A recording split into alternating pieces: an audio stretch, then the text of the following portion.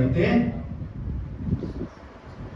బలిమిచ్చేత కాక దేవుని చిత్త ప్రకారము ఇష్టపూర్వకంగాను. ఇందాక అయ్యగారు చెప్పారు, మిషనరీ అనగా పంపబడినవారు. మిషనరీ అనగా పంపబడినవారు. ఈ పంపబడిన వారు లేదా పిలువబడిన వారు ఎలా ఉండాలి లేక ఎలా జీవించాలి అన్న విషయాన్ని గమనిస్తే ఇక్కడ మనకి 3 విషయాలు నేను తెలియజేయాలనుకుంటూ ఉన్నాను. మొదటిది, బీ అ గుడ్ షెపర్డ్, అంటే మంచి కాపరిగా ఉండాలి. మంచి కాపరిగా ఉండాలి. ఇక పిలువబడిన వారు లేదా పంపబడిన వారు చేయవలసినటువంటి పని ఏంటి అంటే, వారికి ఉన్నటువంటి బలమును బట్టి లేదా వారికి ఉన్నటువంటి శక్తిని బట్టి లేదా వారికి ఉన్నటువంటి బ్యాక్గ్రౌండ్ బట్టి దేవుని సేవకు రావడం కాదు. హల్లెలూయా. దేవుని సేవకు వచ్చిన వారు అనగా పిలువబడిన వారు, అదేవిధంగా పంపబడిన వారు ఎలా ఉండాలి అంటే దేవుని చిత్త ప్రకారం. ఇది ఎవరు? ఉదాహరణకి ఆ దైవజనుడు ఆ జాన్ చాలా బాగా చెప్తాను, వెళ్ళు అంటే వెళ్ళడం సరైన పిలుపు కాదు. ఏమిటి ఈ పిలుపు లేదా పంపబడుట అనేటటువంటి వారు ఎలా ఉండాలి అంటే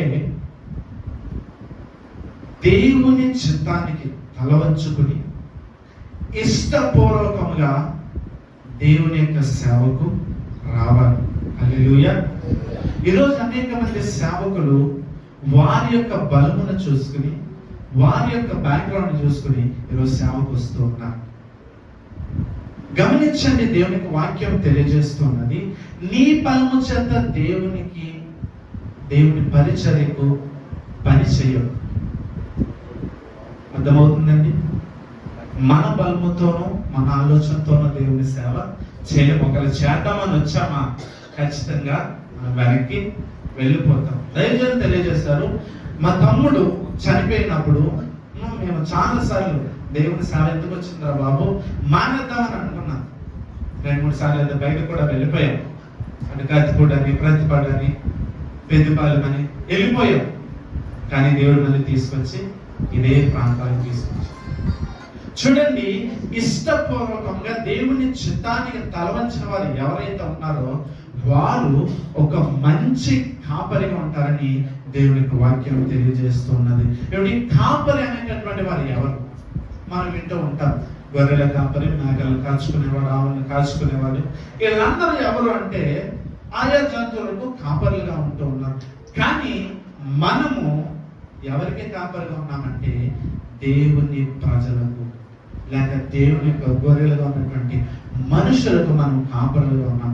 ఈ కాపరులు దేవుని యొక్క చిత్త ప్రకారము దేవుని యొక్క ఇష్టం ప్రకారము ముందుకు రావాలి. కానీ బలము చేత లేక బలవంతంగా సేవలోనికి రాకూడదు.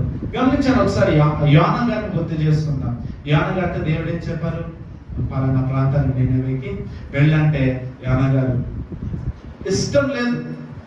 దేవుని చిత్తమని తెలిసినప్పటికీ కూడా నేను నినివే ప్రాంతానికి వెళ్ళను, తర్షీషుకు వెళ్తాను చెప్పినప్పుడు మళ్ళీ దేవుని తిప్పి ఆ యొక్క ప్రాంతాలను తీసుకొచ్చాను. ప్రియులారా, ఎవరైతే దేవుని ఇష్ట ప్రకారముగా దేవుని చిత్త ప్రకారంగా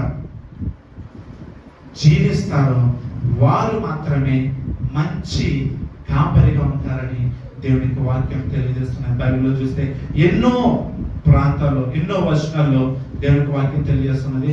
మంచి కాపరి గురించి మనకు కనిపిస్తుంటారు. మంచి కాపరి గురించి దేవుడు సైతం అన్నారేమని, నేనే మంచి కాపరి, గొర్రెల కాపరి. మనం ఆయన గొర్రెలను మేపు వారము, మనము ఆయన వారము, ఆయన ప్రజలం. అందుకే దేవుడు అంటున్నాడు కదా, నీవు నా ఇష్ట ప్రకారము నా చిత్త ప్రకారము దేవుని సేవలోకి వెళ్ళు, నిన్ను ఒక మంచి కాపరిగా చేస్తానని దేవుడు తెలియజేస్తున్నాడు. హల్లెలూయా. రెండో విషయం కనుక మనం గమనించినట్లయితే, be an example to the flock, అంటే మందకు మాదిరిగా ఉండాలి. రెండో విషయము, మందకు మాదిరిగా ఉండాలి. రెండో విషయం చివరి తెలియజేస్తున్నది కదా, దుర్లభాపేక్షతో కాక సిద్ధ మనస్సుతోను మీ మధ్యలో ఉన్న దేవుని మందను పరివిచారణ చేయుచు దానిని కాయుడి. మీకు అప్పగింపబడిన వారిపైన ప్రభువులైనట్టుండక మందకు మాదిరులుగా ఉండండి. దేవుని యొక్క సేవకులు అనగా పిలువబడిన వారు, పంపబడిన వారు ఎలా ఉండాలని దేవుని యొక్క వాక్యం తెలియజేస్తున్నదంటే, విశ్వాసుల పైన ప్రభువులైనట్టు కాక మాదిరికరంగా ఉండాలి. హల్లెలూయా. ఈరోజు అనేక మంది సేవకుల్లో ఎలా ఉన్నారంటే ప్రభువులుగా ఉంటూ ఉన్నారు. మన వాళ్ళు ఎవరు అలా లేరు. అందుని బట్టి దేవుడికి మహిమ కలుగుగాక. ఏంటి వీళ్ళు ఎలా ఆలోచిస్తున్నారంటే, నేను సేవకుడిని కనుక, నేను దేవుని పని చేస్తున్నాను కనుక వీరందరూ నేను చెప్పినట్టు వినాలి. కనుక దేవుని యొక్క వాక్యం తెలియజేస్తూ ఉన్నది, ఎవరు కూడా విశ్వాసుల పైన ప్రభువులై ఉండద్దు. ఎందుకు ఉండద్దు అంటే, మనము ఆయన వారము, ఆయన ప్రజలము, ఆయన మేము గొర్రెలమై ఉన్నాము. ఆ గొర్రెలను కాచేటటువంటి కాపురమైనటువంటి మనము వారి మీద పెత్తనము చెలాయించకూడదు, వారి మీద అధికారాన్ని చూపించకూడదు. దేవుని యొక్క వాక్యం తెలియజేసినట్లుగా ఒక మాదిరిగా ఉండాలి. చాలా మంది దైవజనులు తెలియజేస్తుంటారు, ఉంటే ఆ సేవకుల్లో ఉండాలి, ఉంటే ఈ సేవకుల్లో ఉండాలి, ఇలా జీవించాలి. ఎందుకు? ఇవన్నీ పక్కన పెడితే ఆయన వలె మనము జీవించాలి. మనం ఎన్నో